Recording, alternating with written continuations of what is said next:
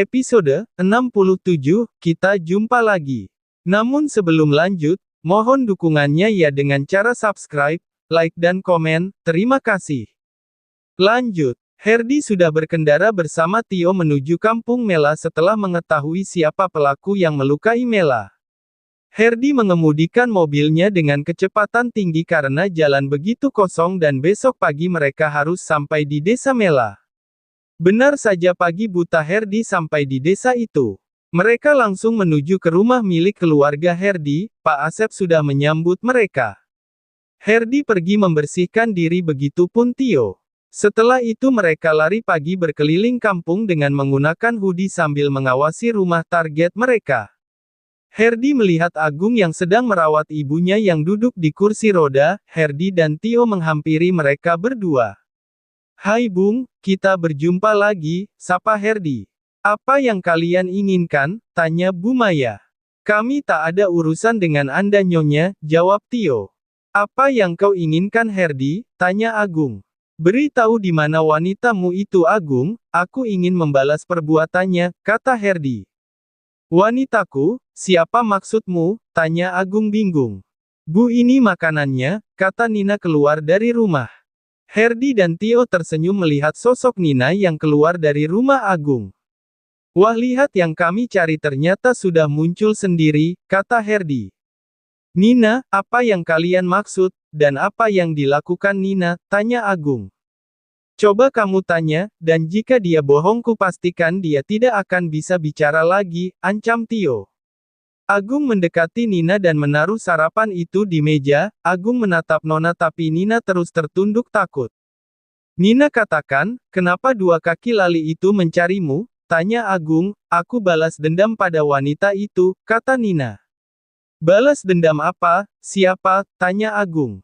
"Aku merencanakan untuk balas dendam dengan Mela, dan aku berhasil melukainya," kata Nina. Agung dan Bu Maya kaget mendengar perkataan Nina, mereka bahkan tak ingin mencari masalah malah sekarang Nona yang membuat masalah dengan keluarga Herdi. "Jadi bagaimana Agung, apa yang harus kami lakukan? Apa perlu aku melukai wanitaku seperti dia melukai istriku?" kata Herdi. "Aku mohon Herdi maafkan perbuatannya," kata Agung. "Asal kau tahu, aku hampir kehilangan istriku," bentak Herdi. "Sabar Herdi," kata Tio. "Baiklah, kali ini aku memaafkannya tapi jika aku tahu dia atau orang suruhanmu mencoba melukai istriku, kupastikan keluargamu akan kuhabisi sampai tak tersisa," ancam Herdi. "Camkan itu di otakmu Agung," kata Tio. Kini Herdi meninggalkan rumah Agung dan menuju rumahnya. Setelah sarapan mereka pun kembali ke kota. Sedang Agung tak menyangka perbuatan Nina akan mengancam keluarganya. Sedang ini Elvi dan Steve sudah pulang dari Singapura. Sekarang Elvi sudah sekolah diantar oleh Steve dan Mia. Ivy sebenarnya tak mau sekolah tapi berkat bujukan Steve akhirnya dia mau, meski nanti akan meminta bertemu Mela. Siang hari Herdi dan Tio baru sampai di kota. Herdi mengantar Tio pulang sedang Herdi menuju rumah sakit. Di sana Mela sedang tidur siang. Herdi yang lelah ikut tidur di ranjang bersama Mela. Saat Herdi tidur memeluk Mela, tak lama rombongan Elvi, Kenzo, Mia dan Steve datang ke ruangan itu. Mereka terkejut melihat Herdi yang tidur memeluk Mela. Kita jalan-jalan ke mall aja yuk, biarkan mereka istirahat," ajak Steve. "Sepertinya itu lebih baik," jawab Mia, sedang Kenzo dan Elvi pun ikut apa kata dari Mia dan Steve. Mereka menikmati waktu bermain di Timezone. Bahkan Steve dan Mia ikut bermain, hingga mereka lelah dan memutuskan untuk mencari makan di mall tersebut. Ivy dan Kenzo begitu lahap makan karena lelah bermain, sedang Steve makin tak sabar ingin meresmikan hubungannya.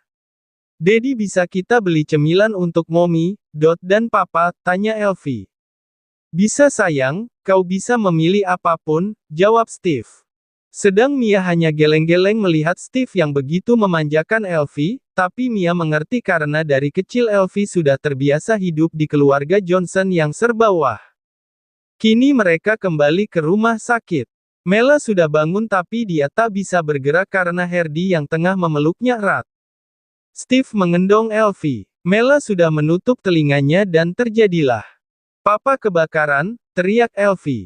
Di mana, kata Herdi kaget mendengar teriakan dari Elvi. Sedang semua tertawa melihat Herdi yang masih mengantuk. Sebenarnya kamu dari mana sih Pap, kok bisa tidur kayak kebo gini? Bahkan dokter aja sampai gak jadi periksa saat kamu masih tidur, kata Mela. Aku mencari pelakunya, dan sudah kubereskan, jawab Herdi yang kini pindah ke sofa dan kembali tidur. Aish, Papa kebiasaan deh, gerutu Mia. Sedang Ivy dan Kenzo iseng menggambar di wajah Herdi, dan Grab dua bocah itu sudah dipeluk oleh Herdi. Kalian ngerjain Papa ya, kata Herdi. Abis Papa dari tadi tidur terus, jawab Kenzo. Baiklah Papa mandi, kalian jangan nakal ya, kata Herdi pergi ke kamar mandi sambil membawa goodie bag yang tadi dibawa.